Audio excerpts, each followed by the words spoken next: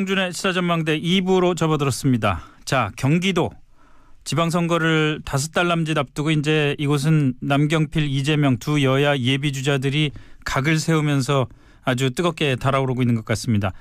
남경필 경기지사는 지난주에 저희가 인터뷰를 했고요. 이번 시간에는 여당의 유력 주자 중에 한 분입니다. 이재명 성남시장과 말씀을 나눠보겠습니다. 이 시장님 안녕하십니까? 네, 반갑습니다. 이재명입니다. 예, 경기지사, 새해 복 많이 받으세요. 아이고 새해 복 많이 받으십시오. 네. 예. 경기지사 출마하시는 거잖아요. 글쎄요, 뭐 아직 확정은 아닌데 뭐 네. 그렇게 될 가능성이 많아 보이네요. 네, 네, 그러시려면은 이제 성남시정을 좀 하나둘 정리를 좀 하셔야겠네요. 오늘도 하루 종일 뭐 여기저기 챙기고 있었는데요. 네. 제가 어떤 기자분한테 드린 말씀인데 성남시장 1시간은 100만 시간의 가치가 있다. 제가 그렇게 얘기하잖아요. 예. 실제로 중요한 일이어서요. 어떤 한순간 마지막 순간까지도 최선을 다해서 일단 시정에 집중하려고 합니다. 물론 그러셔야겠죠. 네. 네. 근데 이 그 대표적인 복지 사업 중에 하나가 청년 배당 사업이었는데 네. 지난번에 저희가 인터뷰할 때도 질문드렸더니 이번에는 될 거다. 네. 자신 있게 말씀하셨는데 또 그 야당의 반대로 그 야당이 뭐 아예 조례 폐기를 추진하고 나섰더라고요. 이 청년 배당 문제는요. 이번에 예. 야당이 폐지하겠다고 하는 거는 일종의 정치적 그 프로파간다예요. 네. 왜냐하면 이미 조례도 있고 네. 또 작년 연말에 자기들이 동의해서 올해 본 예산이 편성이 되어 있어서 네. 이미 또 집행하고 있어요. 오늘도 제가 확인하고 왔는데 그런데 이걸 폐지하려면 사실 작년에 예산을 삭감했어야죠. 네. 다른 예산도 다 삭감했으니까. 네. 근데 그거는 통과시켜 놓고 이번에 이제 폐지 조례를 낸다는데 폐지 조례가 과반수로 통과가 돼도 네. 제가 거부권을 행사하면 이번에 3분의 2 동의를 받아야 되거든요. 예. 그런데 우리 민주당 측에서 그걸 동의할 리가 없기 때문에 네. 어차피 안 되는 거죠. 이제 안 되는 거 알면서 공세로 하는 겁니다. 크게 걱정은 안 하시고 계시는군요. 문제는 이제 이번 지방선거 결과에 따라서 이 정책의 운명이 갈리겠죠. 예를 들면 이거 폐지하겠다고 하는, 예를 들면 뭐 교복도 폐지하겠다, 청년배당도 폐지하겠다, 뭐 폐지하겠다는 게 많은데 이런 거 폐지하겠다는 사람들이 집권하면 폐지되는 거고. 네. 그게 아니면 또 유지될 수 있고 결국 뭐 선거의 운명이 달렸다고 봅니다. 올해는 그냥 진행하고요. 네, 올해는 어쨌든 그냥 진행이 되는 거다. 네, 그렇습니다. 알겠습니다. 자, 그러면 오늘은요, 선거하고 정치 얘기에 좀 초점을 맞춰서 말씀을 좀 나눠보겠습니다. 네. 남경필 지사가 자유한국당으로 복당했지 않습니까? 네. 지방선거를 앞둔 이 시장께는 이게 기회일까요, 악재일까요? 뭐 있는 현실을 가지고 뭐 평가할 필요는 없을 것 같고 저는 그렇게 될 거라고 봤어요. 네. 왜냐하면 소위 진보는 분열로 망한다, 보수는 부패로 망한다 이런 말이잖아요. 흔히 그런 얘기가 있었죠. 예를 들면 가치와 이념을 중시해서 갈라지는 게 전문인 이 소위 진보 진영도 선거 때가 되면 연대하든 통합을 하든 후보 단일화를 하든지 진영을 하나로 만들잖아요. 네. 그런데 이익 중심인 이 보수, 네. 제가 표현하기로는 가짜 보수들, 이익에 매몰된 가짜 보수들 입장에서는 이익을 버려가면서 분열할 리가 없습니다. 네. 어떤 경우도 반드시 후보가 정리가 돼서 1대1 구도가 될 거라고 보죠. 그렇군요. 그런데 결국 그 과정이 진행되고 있다고 생각해서 저는 특별한 의미를 두고 있지는 않습니다. 자, 그럼 1대1 구도라면 여당에서 지금 누가 한 명이 될지가 또 이제 관심사인데. 네. 일단 본선전 경선이라는 또 허들이 하나 남아 있지 않습니까? 네. 일단은 친문 주자들에게 아무래도 당내 역학관계상 좀 이득이 있을 거다라는 분석들이 많은데. 네. 전해철 의원 있잖아요. 네. 전해철 의원은 전형적인 친문 주자라고 할 수가 있고. 네. 어떻게 자신 있으세요? 이번 이제 대통령 선거 다음에 벌어지는 이번 지방선거는 소위 이제 촛불혁명의 한 과정이라고 저는 생각해요. 네. 문재인의 측근들이 정권을 만든 게 아니고 국민이 만들었죠. 네. 촛불 국민들이 만들었고요. 근데 이 촛불 국민들이 바라는 바는 공정한 나라를 만들자는 것이고, 결국 문재인 정부가 성공하고 공정한 나라가 되는 과정에서 과연 누가 더 도움이 될 것이냐는 국민들이 선택하겠죠.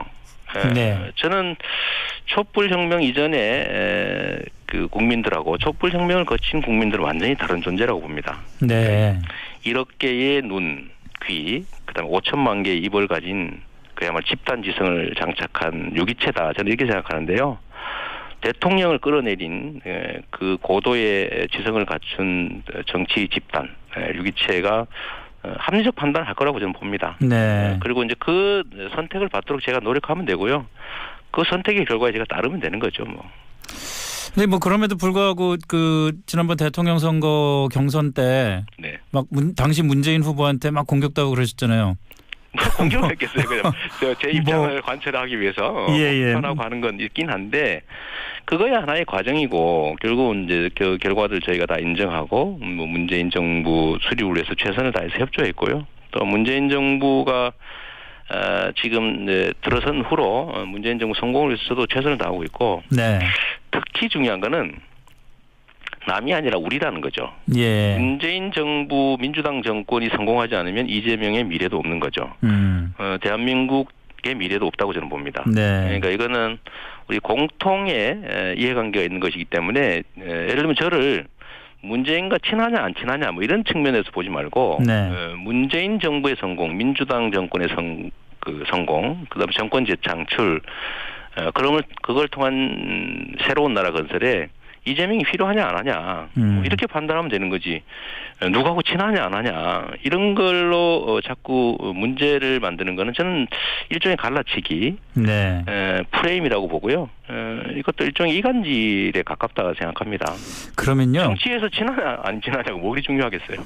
그 박원순 서울시장 보고 당이나 청와대에서 경남지사 나가는 게 어떻겠냐 서울시장 그만하고 뭐 이런 얘기도 있었다고 하고 당내에서도 뭐 서울시장 3선에 대한 뭐 피로감이 있다 이런 말들도 나오고 이런 걸 들으시면서 옆에서 보실 때 어떠세요? 저는 이게 이제 당이나 청와대에서 했다기보다는 이제 사실 김경수 의원께서 하신 말씀이에요. 저는 그 제안 얘기를 저한테 의견을 물어보길래 저는 정말 좋은 안이라고 생각했습니다. 김경수 의원이 직접 의견을 이 시장님께 물어본 일이 있어요. 물어봤습니까?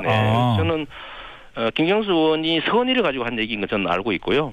본인이 중도 사퇴할 수도 없고 또 그런 경남의 정치 구도도 있지만 지금 박원순 시장께서도 지역 기반을 가지는 것도 나쁘지 않다.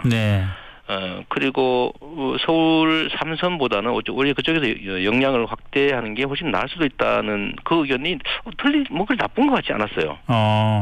그래서 그건 정말로 선의로 한 제안으로 저는 생각이 됐고요. 그때 혹시 서울시장 노리고 계실 때 그런 의견 물은 거 아닙니까? 전혀 아닙니다. 그 한참 후인데요. 제가 서울 안 나간다 한 후인데 저는 좀 선의로 받아들이면 좋겠고요. 거기에 대해서 의견이 다를 수 있잖아요. 예를 들어 박 시장께서는 서울에 남은 과제가 있다고 보시는 거고 서울시정을 통해서 하고 싶은 일이 있으신 거죠.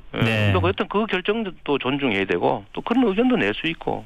근데 이걸 마치 특정 정치 세력이 특정인을 제거 또는 견제하기 위한 움직임이라고 해석하는 거는 좀 전 과잉됐다고 봅니다. 자, 그럼 뭐 국정과 관련된 얘기로 좀 넘어가 보겠습니다. 사실 최근 오늘 발표된 거죠. 오늘 발표된 문재인 대통령 지지율을 보니까 처음으로 그 50%대로 떨어졌더라고요. 50%대라고 그러지만 사실상 이제 뭐 60% 가까운 지지율인데 이게 그 대충 분석을 보면은 그 남북 아이스하키 대표팀 문제라든지 그 소위 말하는 자유한국당이 그 내세우는 뭐 이 평양 올림픽 프레임 이런 것들 때문에 떨어졌다는 그 분석들이 많이 나오고 있는데 시장님 보시기에는 어떻습니까? 지금 이제 저는 젊은 세대들의 지지 이탈이 많다고 얘기를 들었는데요. 아마 그런 것 같아요. 이 젊은 세대들이 통일에 대한 뭐 열망이랄까요? 뭐 그런 것보다는 꼭 굳이 해야 되냐 이런 생각이 좀 많은 것 같고요. 젊은 세대한테. 그렇게 된 이유는 지금 이제 9년 보수 정권 동안에 통일 비용 얘기만 했지. 통일로 인해서 우리가 얻을 수 있는 이익에 대한 얘기는 전혀 하지 않았거든요. 그러다 보니까 통일이나 남북 관계 개선이라고 하는 게 안 그래도 힘들어 죽겠는데 우리한테 피해를 입힌다 이런 생각을 하게 된 것 같습니다. 안타까운 현실이죠. 예를 들면 남북 단일팀 하니까 그 힘들게 만든 없는 기회 만들었던 우리한테 왜 그 기회를 뺐느냐라는 네. 생각이 또 강한 것 같고요. 또는 이제 비트코인 이런 거래에 대해서도 새로운 기회의 가능성인데 왜 그렇게 우리 입장을 고려해주지 않느냐 이런 섭섭함들이 있는 것 같아요. 네. 그런데 저는 좀 일시적인 현상일 거라고 보고요. 예를 들면 정부가 악의를 가지고 나쁜 방향으로 가고 있다고 하면 회복하기 어렵겠지만 좋은 방향으로 노력하는 과정에서 생기는 일종의 약간의 오해 그리고 이제 자유한국당의 어처구니 없는 공격 네. 이런 것들 때문에 오늘 일시적인 좀 흔들림 현상이라고 생각이 됩니다. 금방 회복될 수 있을 것 같다. 네, 자유한국당이 예를 들면 인공기 태운 사람을 김정은 명예훼손으로 경찰이 수사한다더라 이런 논평 내고 그러던데. 네. 어떤 데는 또 나경원 의원이 평양 올림픽 얘기하면서 왜 북한 단일팀 하냐 이런 얘기하고 그러던데. 네. 일단 자기들이 옛날에 이미 했던 얘기이기도 하고. 네. 또 김정은 얘기는 전혀 사실이 아니잖아요. 이런 허위사실 유포해 가면서 일시적인 혼선을 주는 것 같습니다. 네. 정말로 집단지성을 장착한 촛불혁명을 거친 국민들은요. 그런데 안 속습니다. 네. 잠깐 혼선이 있겠죠. 정말로 후한무치하다. 그런 생각이 좀 듭니다. 이거 나라를 생각하는 게 아니라 네. 자기 이익을 위해서 나라를 망쳐요. 알겠습니다. 네. 자, 오늘 말씀 여기까지 듣겠습니다. 고맙습니다. 네.